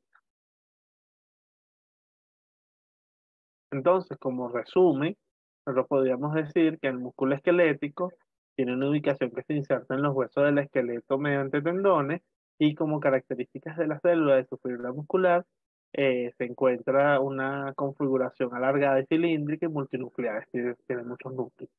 Y el control nervioso asociado a la estimulación es voluntario. En el caso del músculo liso, la ubicación tiene que ver con formar las paredes, las vísceras de los vasos sanguíneos y como característica de las células relacionadas a la fibra muscular, la encontramos configurada con forma de uso y uninuclear, es decir, con un solo núcleo, y el control nervioso asociado a la estimulación es involuntario. En el caso del miocardio o el músculo cardíaco, su ubicación forma parte, la parte contráctil del músculo del corazón, es decir, el miocardio. Las características de las células asociadas o relacionadas a la fibra muscular tienen que ver con una configuración alargada, cilíndrica y ramificada y uninucleada, y el control nervioso asociado a la estimulación se presenta de forma involuntaria. ¿Cuáles son las funciones? La locomoción, porque permite que el esqueleto se mueva y se mantenga firme, la forma, o sea, la morfología, la mímica, la estabilidad, la postura, la producción de calor, la protección y la información del estado fisiológico. Básicamente, el 40% del cuerpo humano se conforma de músculos, es decir, podríamos establecer que por cada kilo total, 400 gramos corresponden a un músculo, exceptuando en personas caquéticas. eh, Tienen una serie de procesos que tienen que ver con la excitabilidad, es decir, la facultad de percibir un estímulo y responder a este. Esto implica que se ha aplicado al músculo esquelético y se produce un estímulo de naturaleza química a través de la acetilcolina con una respuesta de producción y propagación de un potencial de acción que origina precisamente esta contracción a través de músculos agonistas y antagonistas. En el caso de la contractibilidad, la podemos definir como la capacidad de contraerse con fuerza ante un estímulo apropiado, mientras que la elasticidad tiene que ver con esa capacidad que tenemos de estiramiento cuando las fibras musculares buscan acortarse y recuperar su longitud inicial tras el estiramiento. En el caso de la extensibilidad, tiene que ver con esa facultad de estiramiento que tenemos cuando las fibras musculares se relajan tras una contracción, es decir, después de un acortamiento, y pueden estirarse más allá de su longitud de descanso. En el caso de la plasticidad, no es más que la capacidad del músculo para modificar su estructura en función del trabajo que efectúe, y esto produce una adaptación debida al entrenamiento. Los músculos estriados van a tener varias partes, en este caso un vientre muscular o cuerpo, que es la parte central de un músculo formado básicamente por una serie de fibras musculares que están envueltas cada uno de ellos con una capa de tejido conjuntivo que se denomina endomisio, y lo podemos ver acá, el endomisio. Luego vamos a observar un conjunto de fibras musculares con sus respectivos endomisios que constituyen el fascículo. Este es el fascículo, un paquete muscular que está rodeado por una nueva capa de tejido conjuntivo que es el perimisio, que es este que vemos aquí.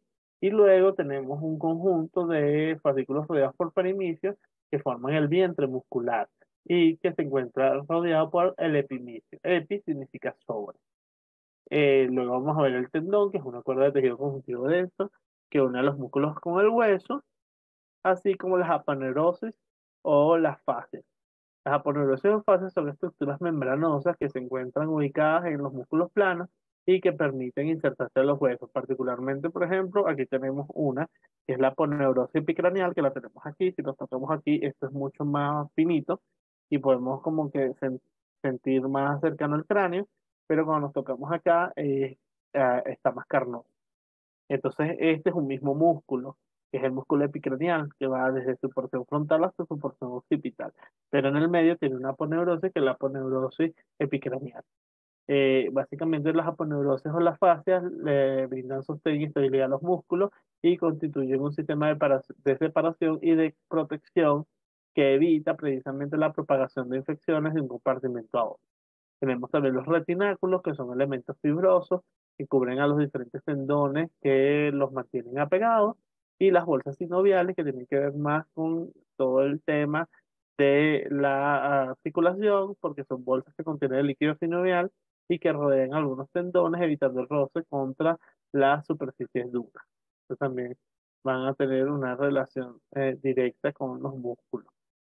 Vamos a tener músculos que son agonistas y otros músculos antagonistas. Los músculos que consideramos agonistas son aquellos que se contraen para producir un movimiento, como cuando hacemos así en el brazo y el antebrazo con el bíceps braquial. En cambio, el músculo antagonista es el que se estira como una respuesta a la contracción del músculo agonista, y aquí tendríamos en este efecto, tendríamos al tríceps braquial, que está aquí atrás. Según el movimiento que realiza, pues, se pueden distinguir algunos músculos. Unos son flexores y extensores, es decir, acercan o separan respectivamente dos partes de un miembro. Pueden ser abductores o aductores. Entonces, abducción es separación y aducción es acercamiento. Alejan o acercan partes móviles hacia un eje central. Podemos tener músculos rotadores que hacen girar un hueso alrededor de un eje longitudinal, y dentro de estos rotadores se encuentran los pronadores y supinadores. La pronación es esto, o sea, cuando tenemos la pronación, simplemente hacemos una rotación de lo que serían los huesos del antebrazo, y va a quedar el radio en forma de X superpuesto a la ulna, pero cuando vamos a la supinación, los dos quedarían en paralelo. Elevadores o depresores, que levantan o bajan una parte del cuerpo, como cuando uno se hace puchero o como cuando uno se ríe. Tendríamos el elevador y el depresor del labio. Los esfínteres y los dilatadores cierran o abren un orificio natural. Por ejemplo, el esfínter anal es uno de los ejemplos que son los comunes. Ahora, en el caso de las articulaciones, tenemos que las articulaciones son la unión de dos o más huesos y de todos los elementos que contribuyen a esa unión. Entonces, de forma general, nosotros podemos dividirlos en la clasificación de las articulaciones según función y según forma. En el caso de según función, estamos hablando de que si son sinartrósicas, es decir, no tienen movimiento; si son anfiartrósicas, que tienen un movimiento restringido; o si son diartrósicas, que son las que tienen movimiento. En el caso de la morfología, según la morfología, pues las podemos tener fibrosas, eh, cartilaginosas o sinoviales. Entonces, según función, nosotros vamos a tener que en el caso de las fibrotróficas son huesos unidos por tejidos fibrosos. Las equivalen en el caso de la morfología con las fibrosas. Las anfiartróficas son articulaciones con poco movimiento, movimiento restringido. Los huesos están unidos por cartílago, las podríamos corresponder con la articulación cartilaginosa. Y la diartrósica son articulaciones donde los huesos están unidos por cápsulas sinoviales o por cualquier otro elemento, y aquí estarían relacionadas a las sinoviales en cuanto a morfología. Aquí vemos, por ejemplo, una móvil. Tiene como característica anatómica, exhibe superficies articulares lisas, que están recubiertas por un cartílago hialino, presentan una cápsula articular con una membrana sinovial con su correspondiente líquido sinovial, elementos de coactación, como en el caso de los meniscos o los rodetes de cartílago y los ligamentos. En esta estamos viendo una articulación glenohumeral, articulación del hombro. De la diartrósica puede ser de diferentes tipos también. Pueden haber enartrósicas, condilartrósicas, trocleartrósicas, de encaje recíproco, trocoides o artroides. Entonces, dentro de este tipo de articulaciones, vamos a ver, las enartrósicas son aquellas que tienen superficies articulares que intervienen y son de forma esférica o semiesféricas, y las vamos a encontrar multiaxiales. Mientras que las condilartrósicas tienen superficies articulares alargadas donde una es convexa y la otra es cóncava. Tienen todos los movimientos menos la rotación. En el caso de la trocleartrósica, tienen superficies articulares en forma de polea tróclea y dos carillas separadas por una cresta, y los movimientos asociados son la flexión y la extensión.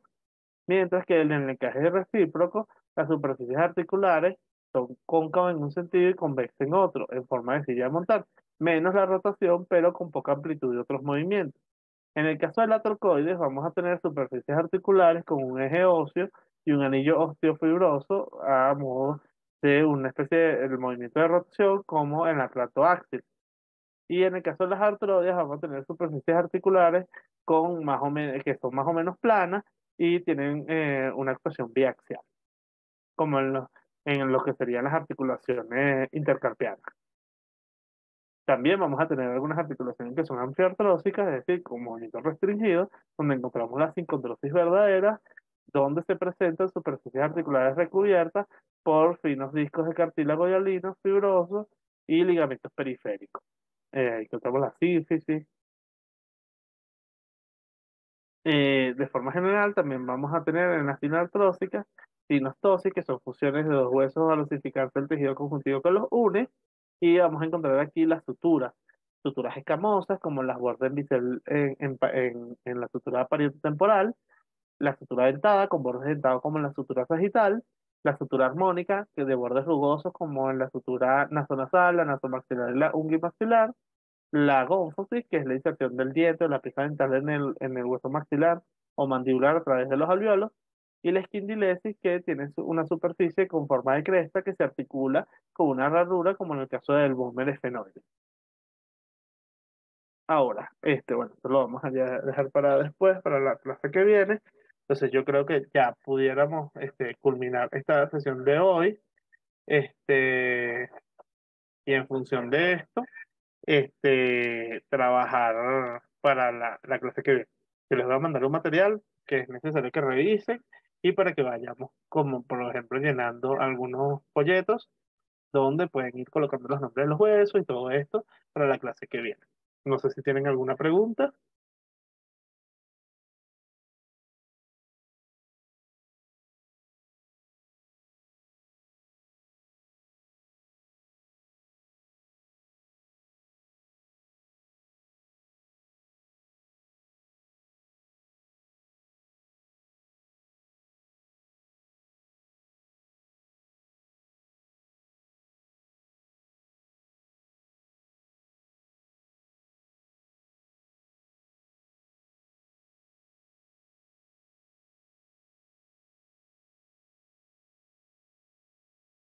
Ok, excelente. Una, ¿Alguna pregunta? Me lo pueden hacer en este momento. Si no hay ninguna pregunta, creo que por la primera clase, creo que está bien. Yo les voy a mandar por el grupo de WhatsApp los materiales necesarios para que ustedes vayan, toda esta semana vayan pudiendo practicar y todo esto.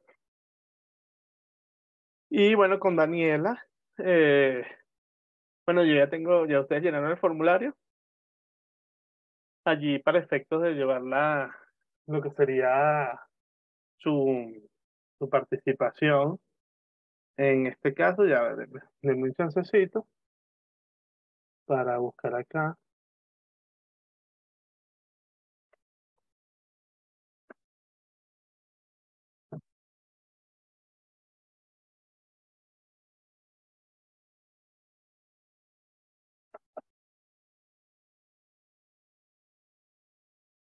Ok. Y el curso. para verificar lo del llenado de los, del, aquí yo tengo a 37 personas. Entonces vamos a pasar rapidito la lista. Ya Daniela me dijo que se tuvo que desconectar, pero vamos a pasar acá. Un momentico la lista. Y en función de esto, para efectos del certificado. Entonces, yo tocarlo aquí.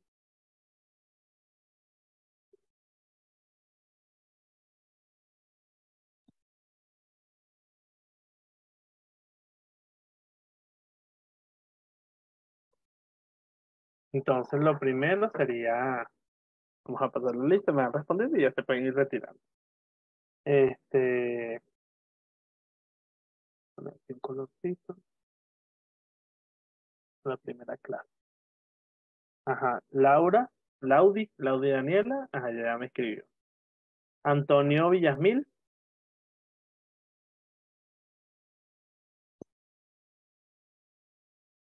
pueden decir por el micrófono, pueden abrir el micrófono y dicen presente o no sé.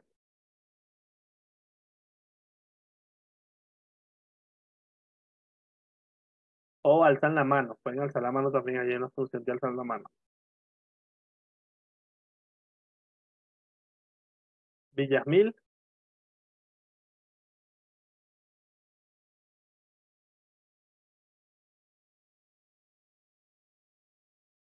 Villasmil, ok, vamos.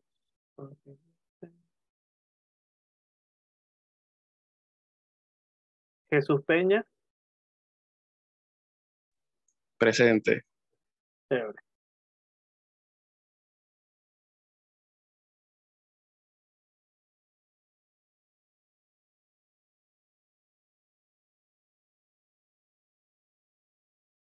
Alessandra,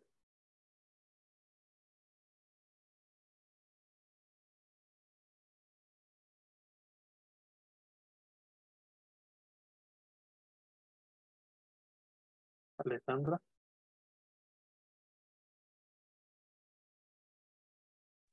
Ella sí está conectada, si es Alessandra Sinchi, está conectada. ajá, Sinchi, esa, ajá, sí. Mariana Rendón,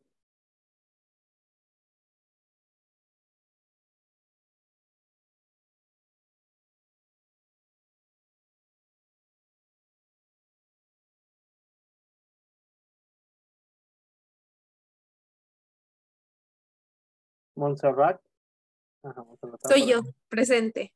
Ya, ajá. Brigitte, Presente. ok.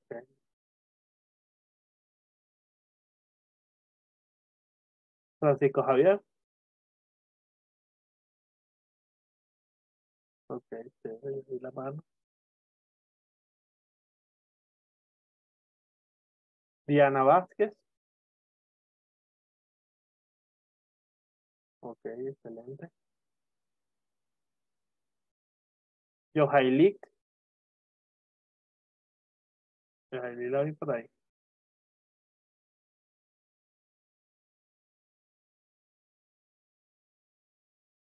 Gabriela Guerra,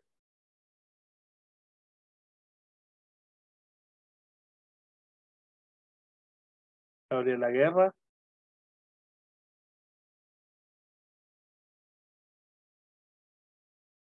Mauri, Mauri Carucci, Presente, profe. yo también la había visto. Ah, Jesús Rodríguez, también está por ahí.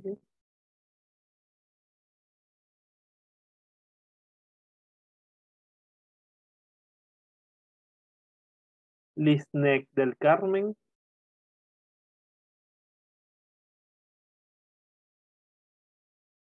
Roiner Rangel,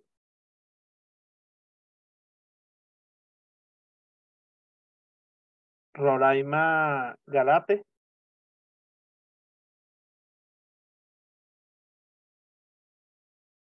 Jocelyn Araujo,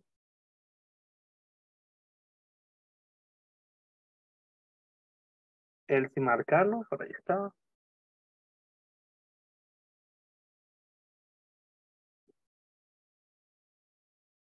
Aaron Arismendi.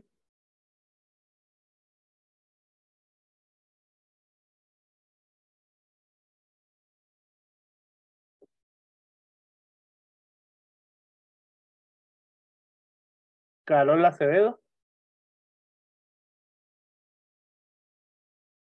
Chévere.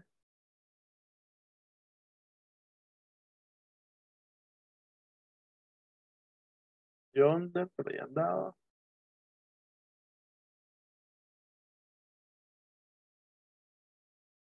Mariana Mendoza.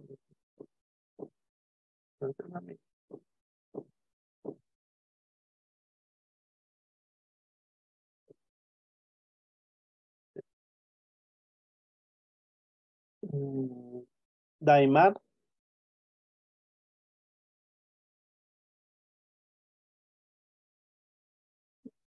Marianni.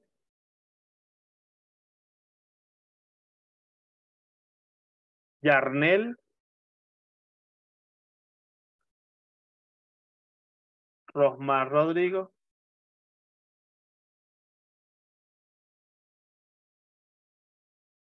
Yamaray. Helen. ¿Helen o Helen? Helen. Ajá, Helen. Sé yo. Chévere. Helen. Helen. Ok. Kimberly. José Romero. Vanessa.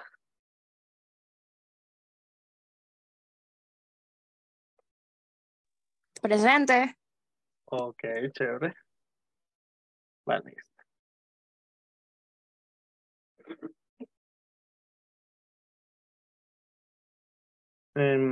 Lucía Eugenia.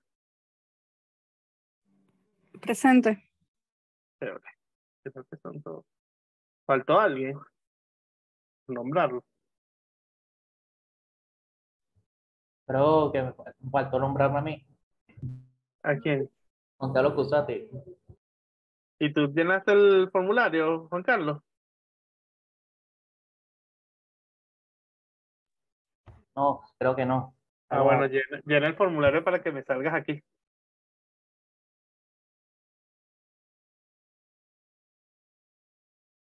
Dale, el que falte, llena el formulario para poder colocarlo.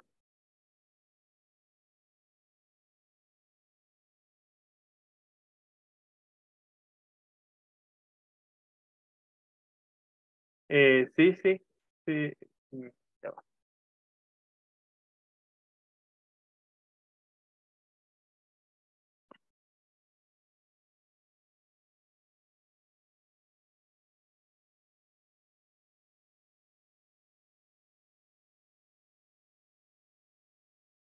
Bueno, creo que vamos a tener, ya estoy esperando.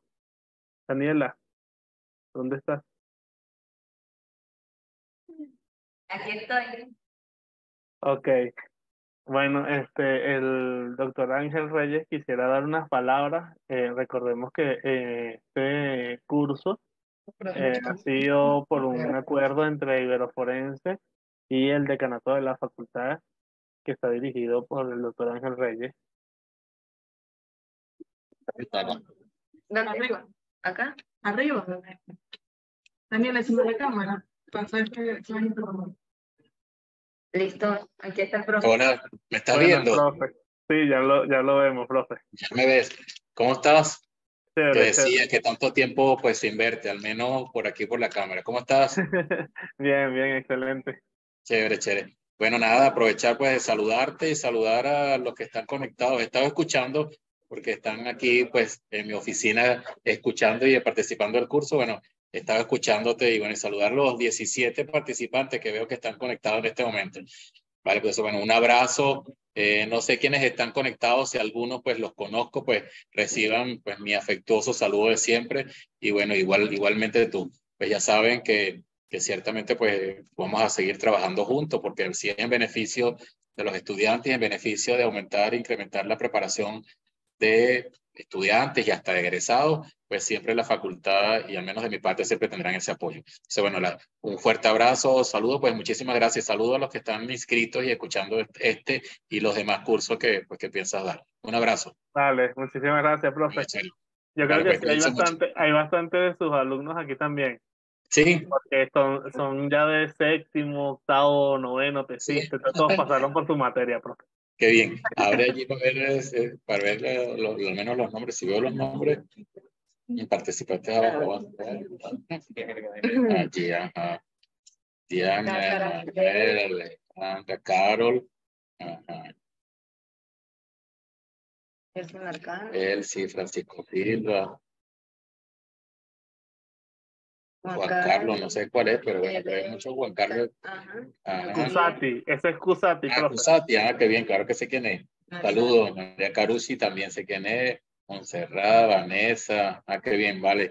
Hace un rato estaba preguntando por tu hermano.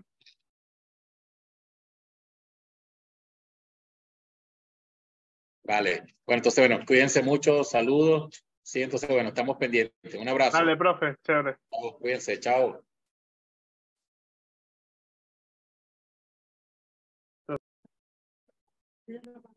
Entonces, bueno, después de las palabras del doctor Ángel Reyes, decano de la Facultad de Ciencias Económicas y Sociales, bueno, profesor, ha sido profesor de ustedes, también fue profesor mío.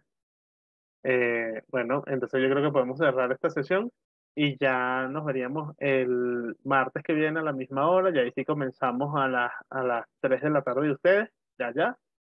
Y yo les voy a mandar los materiales ahora más tarde por el grupo de WhatsApp. Muchas gracias, feliz tarde. Vale, feliz tarde a todos. Muchas gracias, profesor. Feliz tarde. Vale, Muchas gracias, feliz tarde. feliz tarde. Por cierto, antes que se retire, probablemente en julio o agosto yo tenga que ir para Caracas y vamos allá a realizar unos procesamientos de unos cadáveres en la Facultad de Medicina, en la Escuela de Medicina Vargas, con un proyecto que tengo allá. Los que se quieran añadir están bienvenidos.